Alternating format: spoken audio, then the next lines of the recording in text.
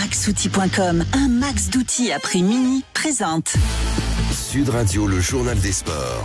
À la une de l'actualité sportive ce matin, Jules Boscherini, bonjour. Bonjour Jean-Marie, bonjour à tous. En rouge et noir, ça doit vous plaire, mais c'est pas le vôtre. Vous êtes Toulonnais, ce sont les Toulousains qui ont soulevé hier le bouclier de Brennus à l'issue d'une victoire époustouflante contre l'UBB en finale du top 14 au bout des prolongations. Évidemment, vous l'avez vécu sur Sud Radio, la radio du rugby. Eh oui, 39-33 après prolongation et un 24e Brennus soulevé dans le ciel de Paris pour le Stade toulousain. Dans peut-être l'une des plus belles finales de ces dernières années, Toulouse a dû s'y filer et rester sérieux pour marquer un peu plus l'histoire du rugby français. Car dès que l'UBB score, le Stade répond, comme sur cet essai d'Anthony Gelon, le premier de la rencontre, alors que c'est Bordeaux qui est devant. Sur ce ballon porté, ils sont sur la ligne, ils sont sur la ligne, le ballon va sortir, ils n'ont pas réussi à marquer. Ballon pour Anthony Gelon, peut-être dans le fermé, non, mais Joshua Brennan. Mais là, c'est moins Gaillard au défi à 2 mètres de la ligne. Ouais, et pas d'essai pour l'instant, ça chauffe en tout cas avec Marchand qui repart et qui est passé. L'essai, le premier essai de cette finale, il est pour Toulouse. Et Toulouse est devant à la pause, mais l'UBB ne lâche pas et 3 points séparent les deux équipes à 1 minute de la fin du match. Et ça tombe bien. Pénalité pour Bordeaux, le moment choisi par Maxime Lucu pour arracher les prolongations. Maxime Lucu, c'est 3 pas. Il a été impeccable jusqu'ici, la sirène. Elle passe.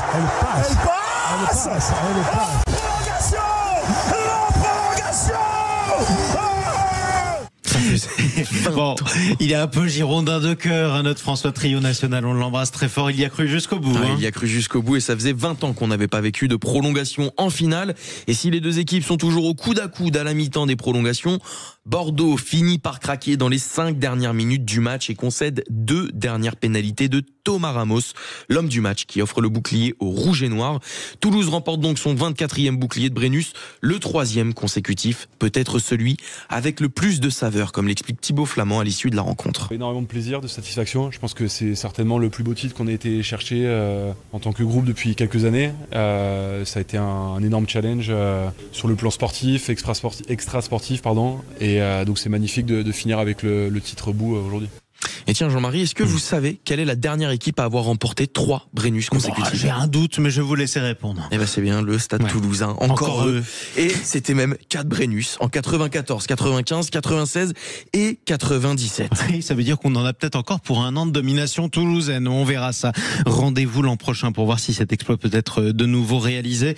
On va débriefer ce match plus en détail avec la voix du rugby sur Sud Radio, Daniel Herrero, qui sera notre invité juste après le journal de 9h. Allez Jules, on passe au football, la Coupe du Monde des clubs qui se poursuit avec des retrouvailles aujourd'hui. Celle entre le PSG et Lionel Messi, c'est en 8e de finale de la compétition et c'est la première fois que le PSG retrouve celui qui a porté les couleurs parisiennes entre 2021 et 2023. Coup d'envoi de la rencontre à 18h sur la pelouse du Mercedes-Benz Stadium d'Atlanta. Ouais, les rencontres, les retrouvailles entre les ex, ça peut être très tendu par moment. Allez, le mercato également en football, 13 ans après. Olivier Giroud retrouve la Ligue 1. On l'a appris hier, selon plusieurs sources concordante, le meilleur buteur de l'histoire des Bleus va s'engager avec Lille pour une saison. Alors pourquoi le LOSC et pas un autre club? Réponse avec vous Théo Ampillac. Après 2 saisons, on peut le dire, discrètes, MLS avec seulement 3 buts en 24 matchs, l'objectif est clair pour Olivier Giroud, se relancer. Et pour ça, le LOSC lui offre une opportunité en or. D'abord parce que le club jouera l'année prochaine la Ligue Europa, des matchs à enjeu donc, où l'expérience du Français sera un atout majeur. À 38 ans, il apportera un vrai leadership dans un vestiaire jeune où la moyenne d'âge ne dépasse pas les 26 ans. Ensuite, si Giroud a choisi Lille pour rebondir, difficile de l'imaginer sur le banc. L'équipe devra se construire autour de lui, jouer davantage sur les côtés, exploiter son jeu de tête, profiter de son rôle de pivot. Bref, la stratégie lilloise pourrait bien évoluer pour s'adapter à lui la saison prochaine. Mais en revenant à Lille, peut-être qu'Olivier Giroud avait une autre idée derrière la tête. S'il est prolifique la saison prochaine, pourquoi pas ne pas sortir de sa retraite internationale et viser la Coupe du Monde 2026. Comme ça, la boucle serait bouclée. Ouais, ça me paraît peu probable. Il avait dit adieu aux Bleus, mais on aimerait tous le voir revenir. On sait jamais. On sait jamais. Et puis une autre info mercato, Paul Pogba s'est lui aussi engagé en Ligue 1. On est de retour en 2018. C'est ça, on est de retour en 2018. C'est le moment où les champions du monde rentrent au bercail. Ouais. Il a rejoint l'AS Monaco pour 2 saisons.